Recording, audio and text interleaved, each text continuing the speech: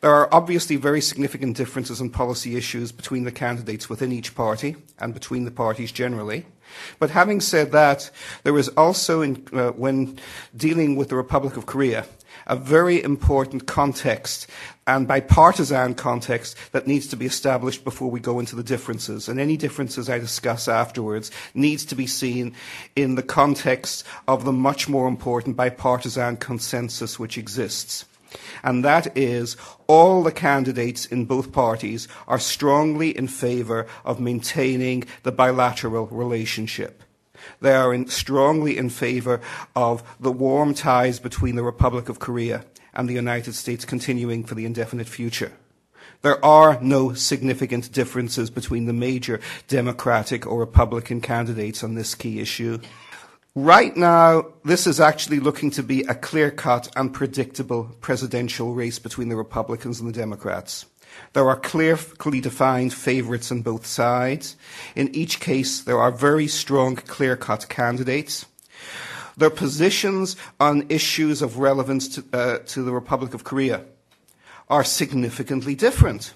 There is no serious challenge in this campaign so far, or among any of the major candidates, to the bilateral relationship that has prospered both countries so wonderfully well over the past 60 and more years. That's the first point. Second point is, right now, this looks to be a heavyweight championship between two heavyweight candidates. And of course, you all know who they are. But in the interest of clarity, I will name them. And of course, their positions on the issues are significantly different. For the Republic of Korea, I would say that if Senator Clinton wins the presidency, the news will be both good and bad. Where will it be good?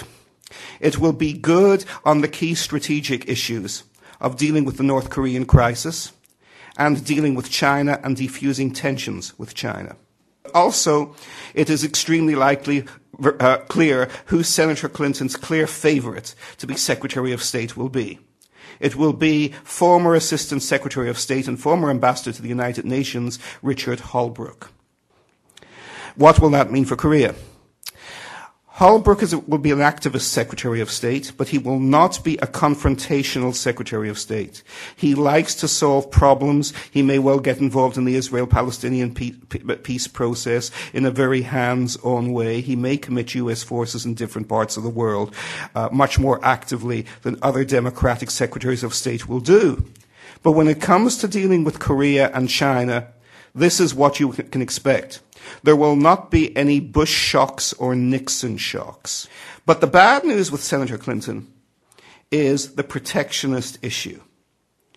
Now, I don't think the significance of Senator Clinton's switch on this is sufficiently recognized in the Republic of Korea or in East Asia yet. When Senator Clinton was First Lady, there was no more impassioned and, I believe, sincere champion of free trade globally in general and with the Republic of Korea in particular. She championed free trade with Korea very specifically.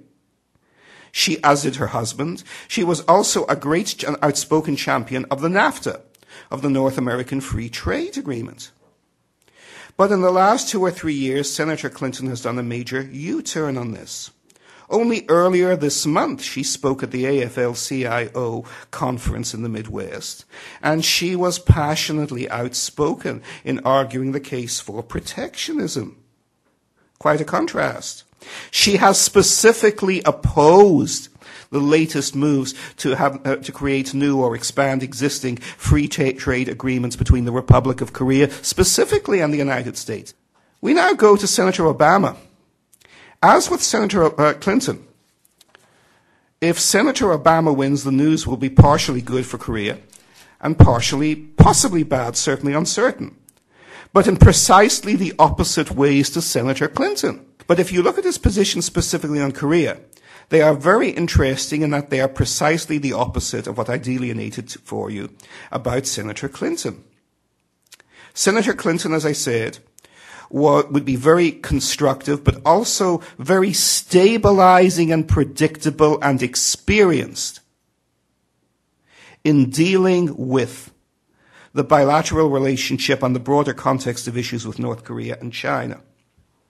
Senator Obama would certainly not be confrontational, but he lacks experience, and he would probably have the same problems that President Jimmy Carter had in his first years of office as well, even in his later years even worse. And that is because of a lack of experience in international affairs, destabilizing the relationship with Korea, without meaning to, or taking initiatives without clearing them, or not realizing what the fallout with them may be. The obvious candidate is John Edwards. He's an admirable man. I covered his campaign in 2004. He's a fine man, very thoughtful one. He would be disastrous, I think, for the relationship with South Korea. He is the most protectionist of, and potentially, at this moment, economically radical of all the Democratic candidates. He doesn't have any concept, I believe, nor does he listen to people who have any concept of how genuine wealth is created. He would be much more likely to impose extremely strict protectionist controls than any other major Democratic candidate, especially Senator Clinton. The one other candidate we need to look to is the potential dark horse. I believe that the dark horse in the wings then is very clear-cut. It would be former Vice President Al Gore. Very important. There is a huge amount of money behind Senator Gore already, Vice President Gore already, that would like him to run. He's done extremely well in business, and he's networked very well with the people in Silicon Valley. The environmental movement, which is wealthier and more politically powerful than ever in this country, is 100% behind him. And the media is strongly favourable to him too.